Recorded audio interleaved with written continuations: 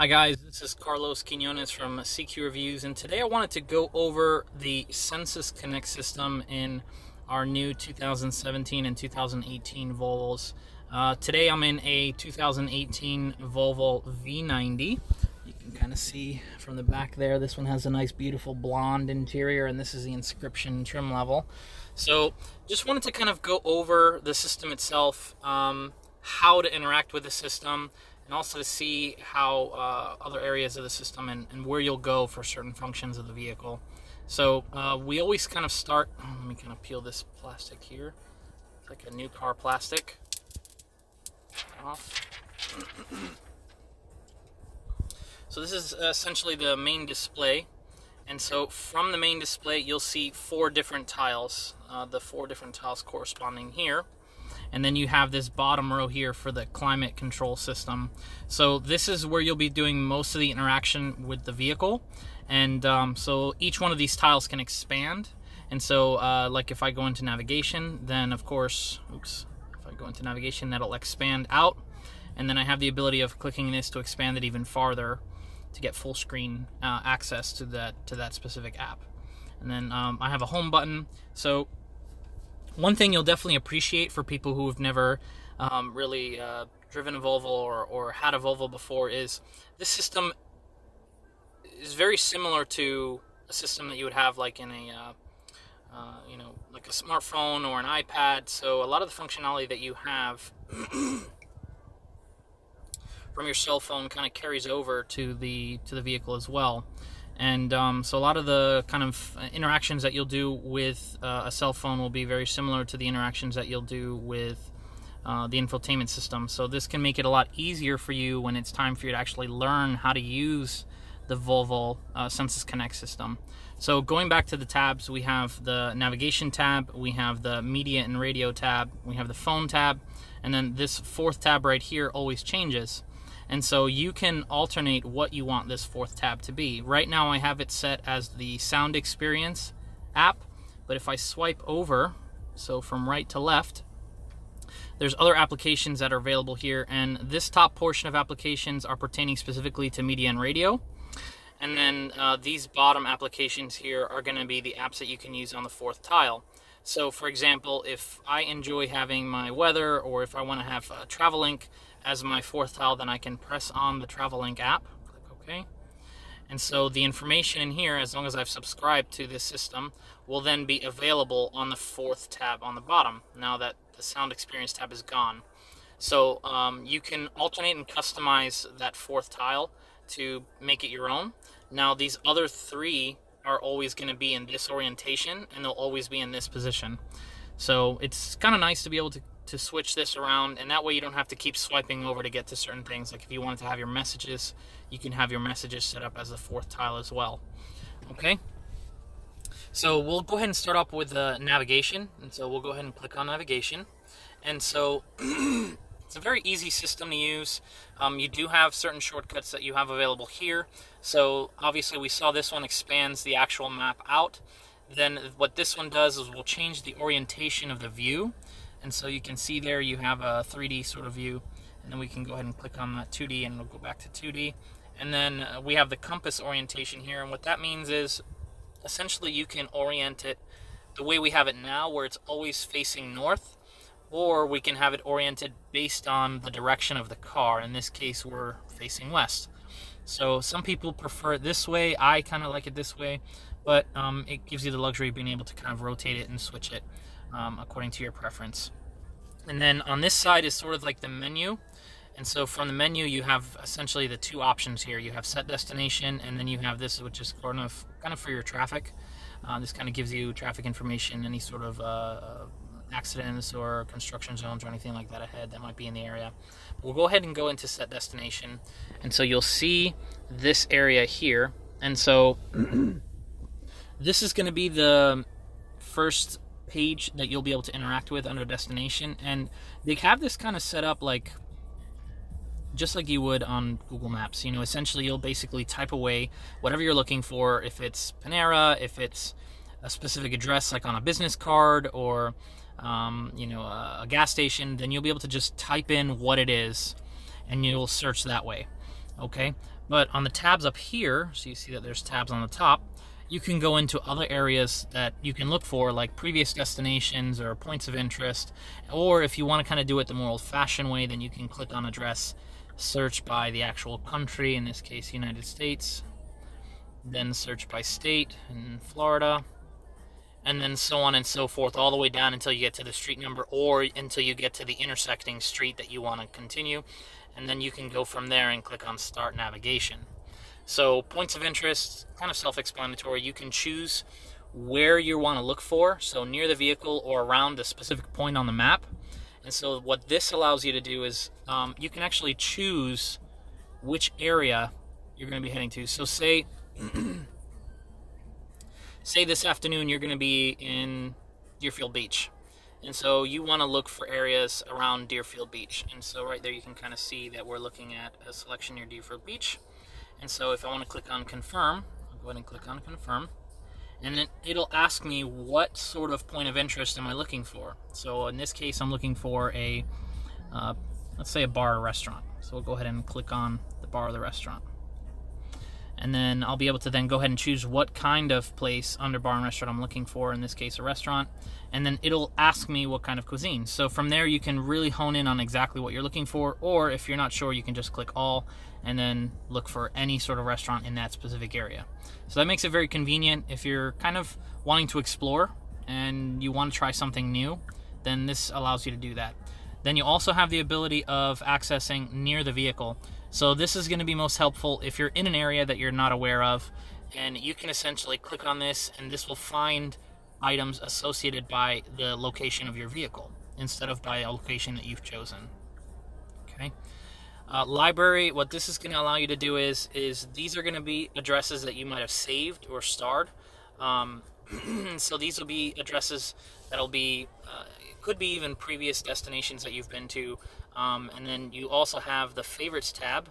And so the Favorites tab is going to give you your home address, which you can set up. And any of the addresses that you might have starred will show up on the bottom here as well. And the nice thing about it is you can actually click on this edit button down here and then reorient them according to what you feel is most important to you versus what you think is kind of less important, and kind of move them towards the bottom. And then you have the recent tab, which these are going to be based on your history, last items that you might have searched or anything like that. Okay, so that's kind of a quick overview of the navigation. So now we're going to go into media and radio.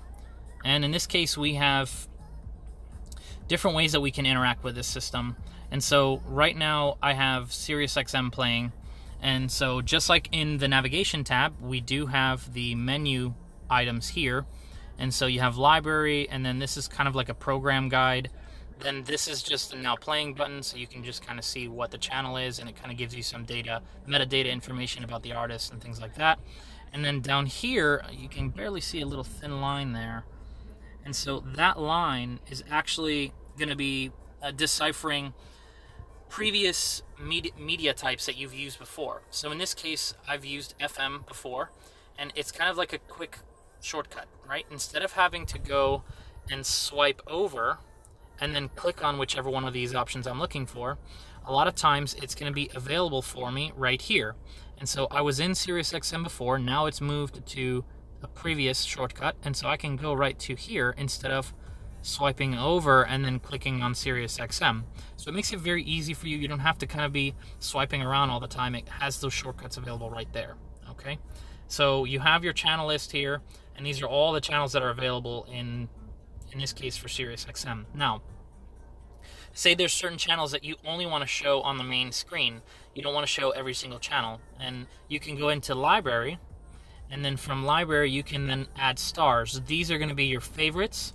And so say I wanted to add these three as the favorites that I want to have on my main page. Now I'll just go to the favorites tab and then select any one of these three tabs that are available. And so now you can see here it only shows the SiriusXM favorites, and there's only those three channels that I selected. Okay, so the same thing can be done for FM, and the same thing can be done for AM. And so you'll be able to go in there and basically pick and choose on the channels tab, pick and choose which ones you kind of prefer. Okay, so back to the channels tab, we also have the ability of just swiping just like you did on the main page, but just like in navigation, there's a sort of magnifier right there, right? So I can go in here and I can type in the channel that I'm looking for. So in the case of the channel that I was just listening to, which was BPM, then I can type it in by the name of the channel, right? And it shows up there. Or, go back, I can type in the channel number, which is 51, right? And just like that, it finds it as well. So there's different ways that you can kind of interact with the search and be able to find the channel that you're looking for, either by the name of the channel or by the channel number itself. Okay, so that makes it very easy, and from there you'll be able to then just star it, just like that, and have it as your favorites. Okay. So we also have the categories tab, and what this allows me to do is if I'm looking for a specific category, like maybe I only want to listen to pop music, then this will show music according to that specific category. Again, if I want to go back and listen to country music, then these will be the stations according to country. So it makes it very easy for you to kind of look for channels instead of having to skip through. Like you can see here, this one's 341, and then these are in the 50s. So going to this channel would be a lot harder if you have to swipe through instead of looking for the category and then being able to just star it from right there or select it from that box as well. Okay, so it makes it a lot easier for you to kind of skip through some of the channels that you don't really care for and go only to the channels that you're listening to. And clicking on this will now also only show the category of that you've chosen, in this case jazz or classical. So it makes it very easy for you to kind of swipe through. These aren't favorites, these are only based on the category, but you have the ability of kind of changing those categories if you want to. And say we switch over to R&B, we'll go there, and now I click on this. Now it only shows R&B music in this selection as well. So really nice system, very intuitive. And so the tab below it is going to be your phone tab. And so on the phone tab, again, we see these menu options that are here. And so here we have the contacts, kind of very self-explanatory. It shows your full list of contacts. And just like how it was in FM where there was a stars on the right-hand side, you'll have stars as well, where you'll be able to add onto this list here as your favorites. You also have the recents tab. And so what this allows you to do is you can look at all of your missed calls, all of your sent calls, all your received calls, and you'll be able to call from there as well. You have the keypad as well, so you can see that right there. Keypad is going to allow you to just dial the number. Say you have a business card and it has a number on it, then you'll just be able to kind of dial it away and then click call, and you'll be able to do it that way too. Now, this system has the ability of having more than one phone paired to the infotainment system. And so clicking on this button here will allow you to change which phone you want as priority for phone calls, and it'll also kind of set the other phone as a secondary, or it'll set it as a media player device. So you can kind of set up which one you want and use that right here according to the change button. Okay, we talked about the fourth tab already. This one can kind of change. Then we have this bottom section here, and this is going to be your climate control system.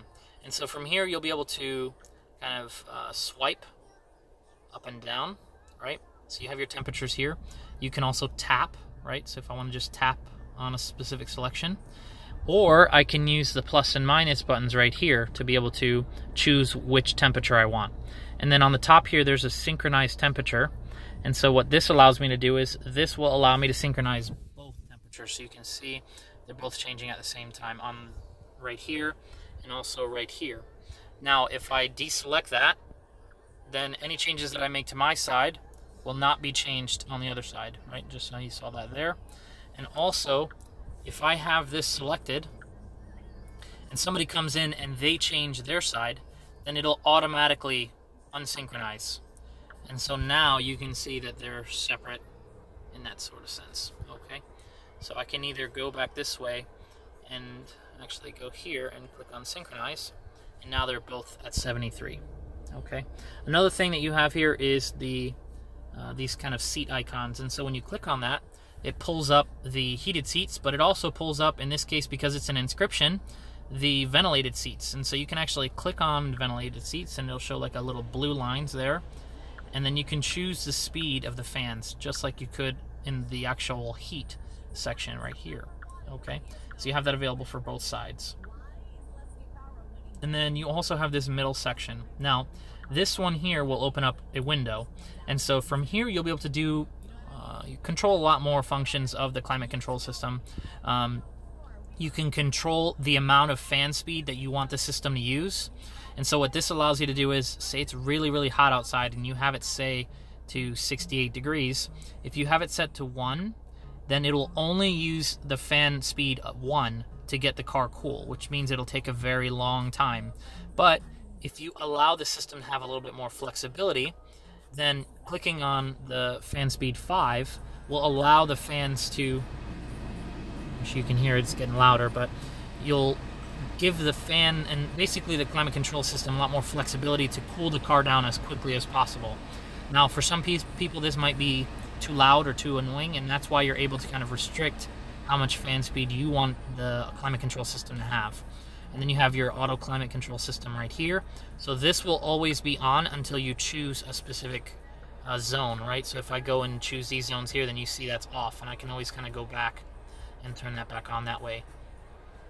And then on top, we have 3 items there. We have the parking climate, main climate, which is the front, and then rear climate, which is the rear.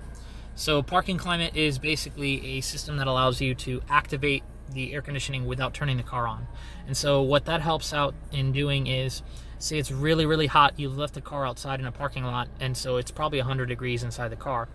It will actually suck the hot air out of the vehicle without using the motor, so that when you get inside the car, it's not 100 degrees, but maybe it's 80 degrees. It's a little bit cooler, but it won't be cold, okay? And then you also have the rear climate, which is this function right here. And this is kind of a selection that you have, very similar to the selection that we have here.